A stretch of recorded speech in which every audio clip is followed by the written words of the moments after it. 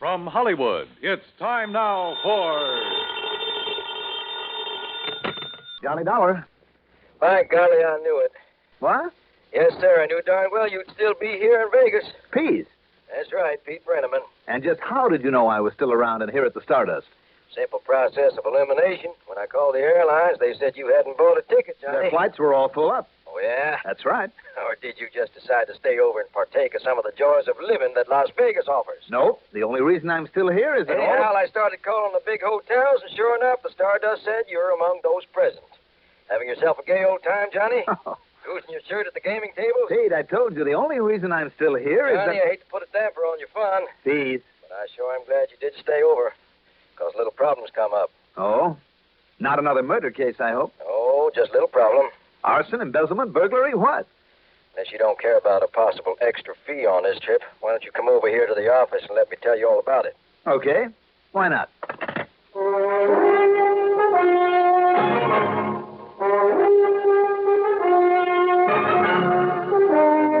The CBS Radio Network brings you Mandel Kramer in the exciting adventures of the man with the action-packed expense account. America's fabulous freelance insurance investigator. Yours truly, Johnny Dollar.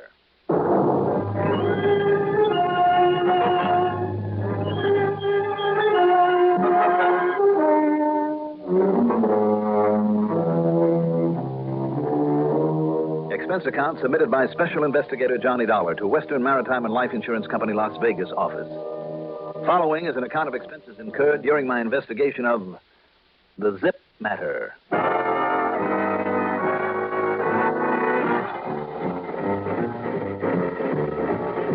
In spite of what I'd said to Pete Brenneman on the phone, I was glad to have the chance for another good look at this fabulous, exciting town in the middle of the Mojave Desert.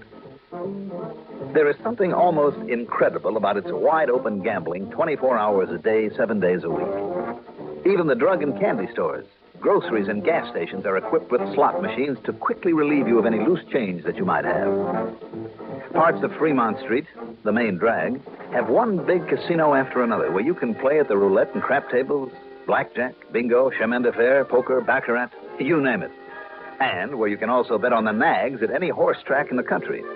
And every one of the big, fancy, glamorous hotels has its own private casino. And nightclubs where you can rub elbows with broken-down miners or famous Hollywood stars, all gathered to watch the floor shows featuring the finest, best-paid entertainers in the country. I've seen men in rumpled denim shirts and faded blue jeans wager $100 bills on a single number at roulette, lose it, and walk away without a whimper. I've seen a sweet little gray-haired old lady, somebody's grandmother, win over $5,000 of craps and give it all back via the slot machine route or on the flip of a card at the blackjack table. As for me, well, I've lost a little, won a little, and I'm thankful that gambling has never been a compulsion with me or given me the false hope that in the long run I could ever come out ahead. Naturally, I wondered if it had anything to do with this new case Pete Brenneman had for me. Expense account item one, $1 even for a taxi from the Stardust to Pete's office. Here, Johnny. Here, take a look at this. Willard Rayfield Swift. Yeah. Well, Pete, since when has your company been attaching the picture of a beneficiary to an insurance policy? Johnny, Western Maritime and Life will attach anything to a policy. Information on anything or anybody even remotely connected with the insured. Well, what about this Willard Rayfield Swift? Ever see him in the flesh? Not that I know of. Haven't you been doing any gambling over there at the Stardust? Oh, a little. Well, then you should have run into Swifty at one of the roulette wheels. Well, after all, Pete, I've only been in town a few hours. Long enough, Johnny. Long enough. That's his favorite place, and Swifty is a confirmed, incurable gambler. At, let's see, what's it say here? The ripe old age of 31? Yeah. Ever since his papa died about 6 years ago and left him a lot of dough. Which I suppose didn't last very long. Oh, Papa was smart and provided that the money be dealt out to Swifty in small amounts, if you can call $300 a week small amounts. I'd call it a real nice legacy.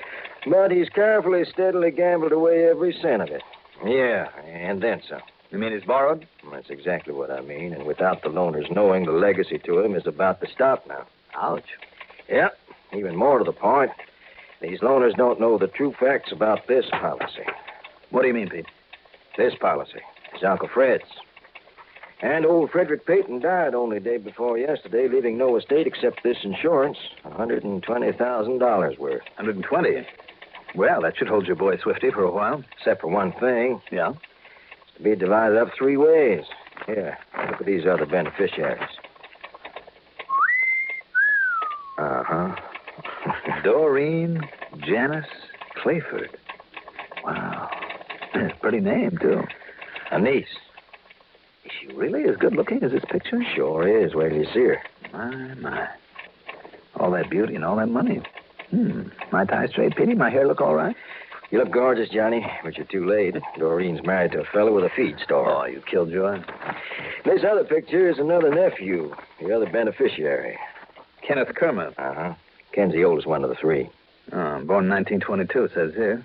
Let's see, that makes him about 40, then. Yeah, he has a little cattle ranch up near Glendale. Mm-hmm. That's north of here. Does some well drilling and odd jobs in his spare time. Real hard worker, nice guy. Well, now, what about him, Pete? All 3 are equal beneficiaries, Johnny. Oh? 40,000 apiece, then. Mm-hmm, and that's just about what I understand Swifty owes. But Yes? if one of them dies before this money is paid out, the remaining 2 will split 50-50. 60,000. It's a big difference. Sure is, especially if a guy needs dough. And, of course, if 2 of them were to go, so that only one of them would be left to collect. And remember this, Johnny. Yeah.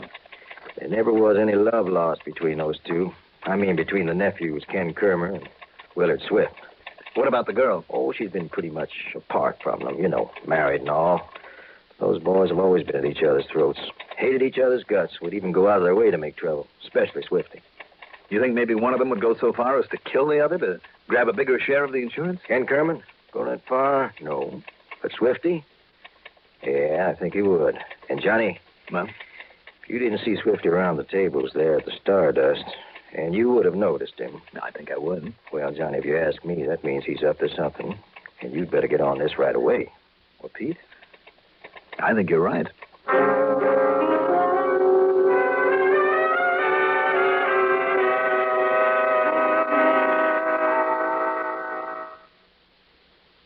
When you have to stay alert, don't let drowsiness slow you down. Perk up. Perk up with No Dose. The safe way to stay alert without harmful stimulants. Remember, when you're driving, working, studying, and monotony makes you feel drowsy. Perk up. Perk up with No Dose. No Dose.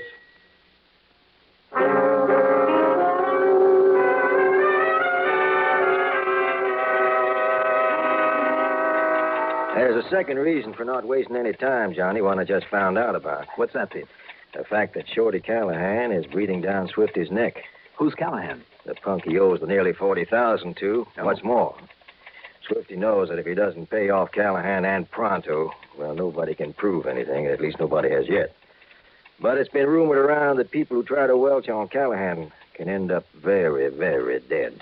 What nice people you know. I wish I didn't. Now, am I supposed to save Swifty from Callahan? Why bother? Just Ken Kermer from Swifty. Yeah. If one of Callahan's boys were to knock off Swifty, nobody complain one bit. It'd be a case of good riddance. Where did you say that Ken Kermer lives? This side of Glendale, about 45 miles north of here. Mm-hmm. Then if Swifty isn't at his usual place at the Stardust, if it turns out that he isn't even here in town... Right, Johnny. You and I'd better hop into my car and... Oh, excuse me. Brenneman. Mr. Brenneman? Yeah? Mr. Brenneman, this is Doreen Clayford. Hey, Johnny, get close. Listen to this. I'm right here. Mr. Brenneman, Yeah, go on, Doreen. I'm here at the house in North Vegas. Yeah? Well, out on the highway, only a couple of minutes ago. Yeah? But I met Swifty. Willard Swift. He was in a car he must have borrowed from someone. Uh-huh. Well, he was on his way up to Glendale to see Ken. You're sure about that? Yes, he told me so. And he'd been drinking. He was nasty.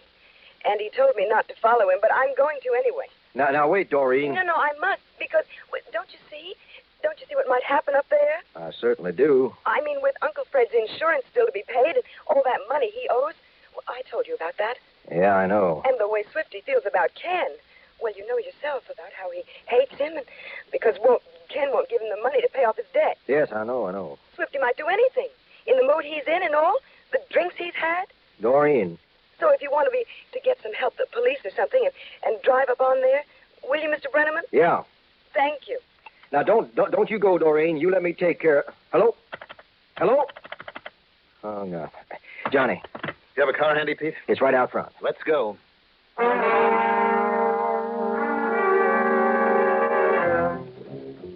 With Pete at the wheel, we swung right at the end of Fremont Street, then barreled down north on 91 toward the town of Glendale. In North Las Vegas, he stopped at a little house on one of the side streets, but only for a minute in the hope that Doreen was still there and had not gone on ahead. But apparently she had. So, out on the highway again, he really burned up the road, hoping a cop would spot us, would come along and give us a hand. But darn it, when you need them, they're never around. Well, I wouldn't say that, Pete. But look ahead. Yeah, I see. Looks like it's coming across the mountains from the east, too. If you know what these sudden easters can do in this country, Johnny. I'm afraid I do. Let's just hope we can get there ahead of it. Hang on.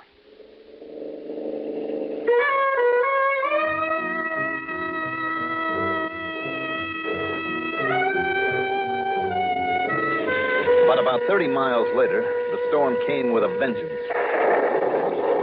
Believe me, it really clobbered us, and we had to slow to almost a crawl, even with the headlights on. Here and there in low spots, rivers of mud roared across the road, and half a dozen times we passed cars with their engines drowned out. Or maybe the drivers were simply smarter than we were and decided to sit out the storm because visibility was almost nil. Now and then we had to make our way cautiously around sizable boulders that had rolled onto the road. Yeah, it's just no use, Johnny. Doreen's gotten there way ahead of us. And you think her life might be in danger, too, You knew Swifty as well as I do. Hey, slow down and take it easy or we'll end up in a ditch. You know what I wish, Johnny? What? One of Callahan's boys had taken care of Swifty. Now, who knows? Maybe that's the real reason for his heading out of Vegas. I sure hope so. But if he has gone out to Ken's ranch... Now, wait. Here's a turnoff. Thank goodness this side road is paved. Pete? Yeah, Johnny. You seem pretty sure that Ken wouldn't try to get rid of one of the others. Sure, I'm sure. Absolutely. Why? Oh, I'm just sort of thinking about the whole situation, all the possibilities. And Doreen? Doreen? Oh, now, Johnny. How's her husband's feed business? You know something? That poor guy's had more bad luck since he took over that... No, Johnny, no. There's no reason in the world to suspect she might be up to what we suspect. They've been married long? Sure, a couple of years. What'd she do before that? Old dancer in one of the nightclubs. But now, listen, Johnny. All right. Looks like the storm's letting up. Yeah, and there's Ken's ranch right ahead. There's 2 cars parked there. One right next to the porch is Doreen's. Well, she got here all right. I just hope she's still all right. Isn't that Doreen standing there in the doorway? Yeah, she's okay. Thank goodness. I wonder. Look. Yeah, she's waving at us, kind of frantically. Come on, Johnny. Hurry, please.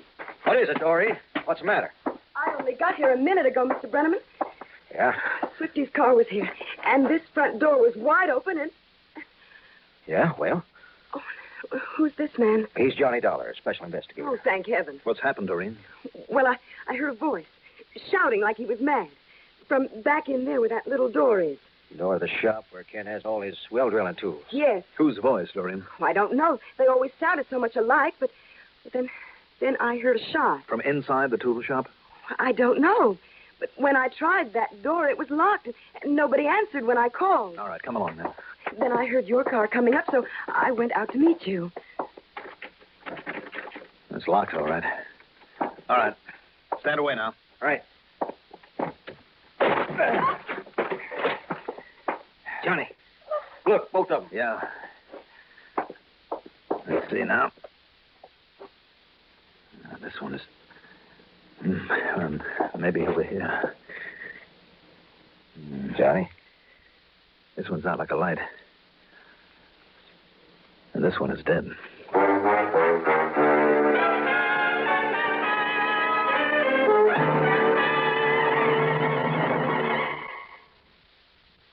Newport filter cigarette, Newport menthol cigarette. There's that Newport theme again. Comes through like the taste of a Newport filter cigarette. Fresh and clear. Like the voice of a girl you used to know. Listen. There's a difference, all right. Like when you light up your first Newport. Man, you've never tasted anything like this. Good, rich tobacco flavor. The right amount of menthol and just a hint of cool, refreshing mint. What is it that fellow in the commercial says about Newport? Are there any questions, ma'am? Questions? No. I got the message. Newport's more refreshing to begin with, more refreshing all the way. Newport.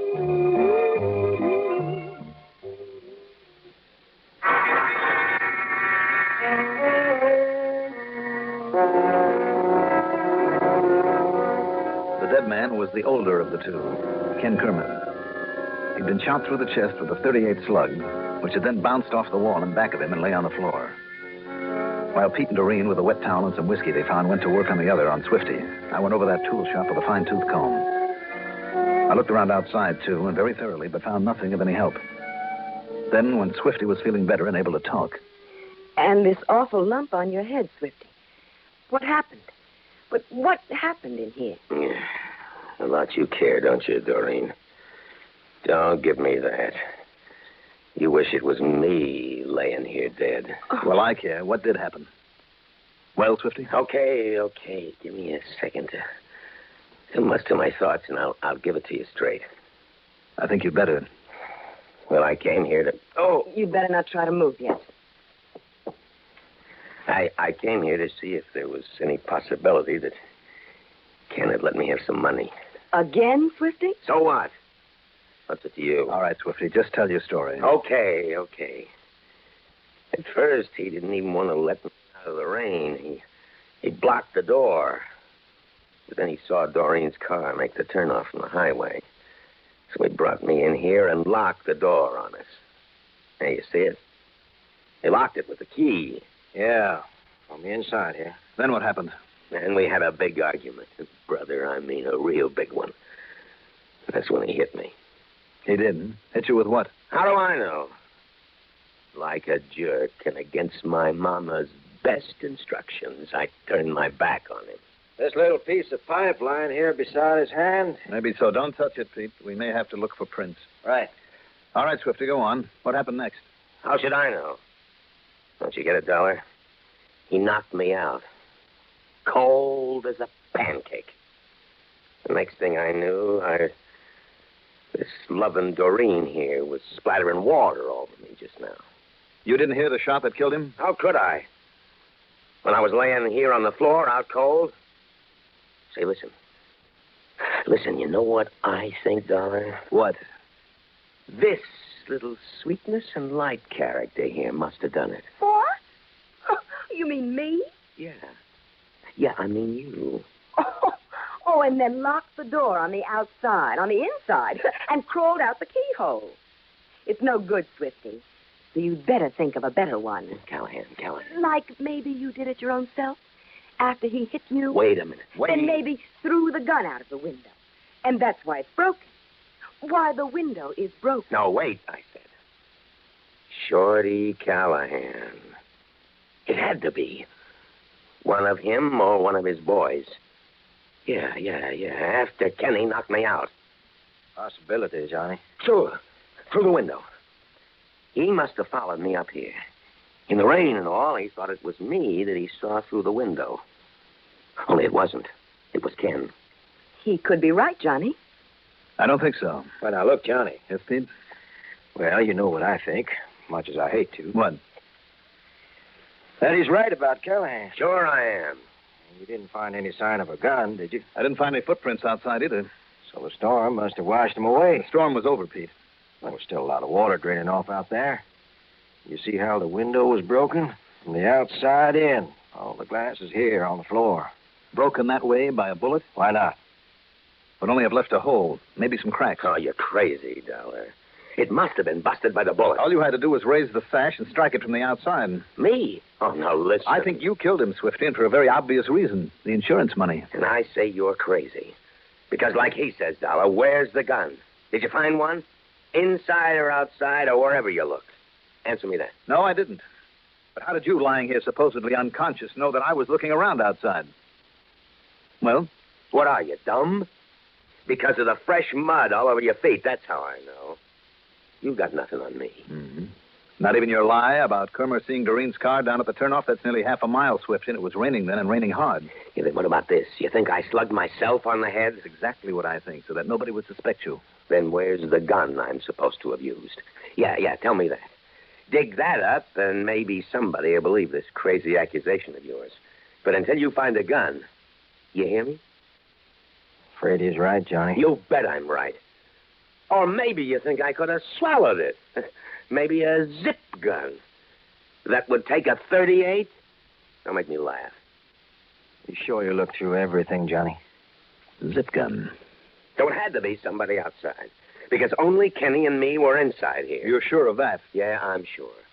I'd swear to it on a stack of Bibles. So it had to be somebody outside.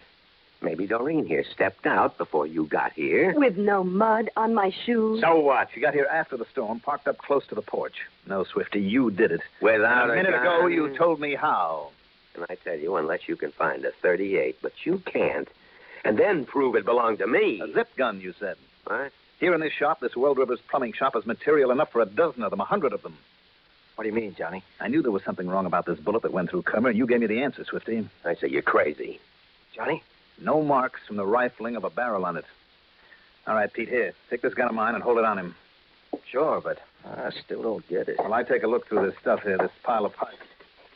Until I find one that fits a .38. Johnny? And that still smells of gunpowder. And maybe a hammer with powder burns on it that he used to fire the cartridge. Maybe the cartridge case still in it. Then when I find Swifty's fingerprints on him on the zip gun he improvised so that nobody would find a pistol around. Well, Swifty? Watch it, Swifty. It's okay, Pete. Okay, Dollar, I'll cooperate. It won't do you any good, Swifty. It's still murder. I know, but maybe a judge would, or a jury would.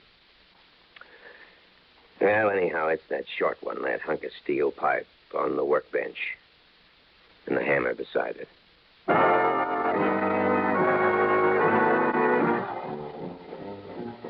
So, once again, it's up to the courts. And I'm sure that Swifty will go up for life. At the least. Expense account total, including the trip back to Hartford, call it 200 even. Yours truly, Johnny Dollar.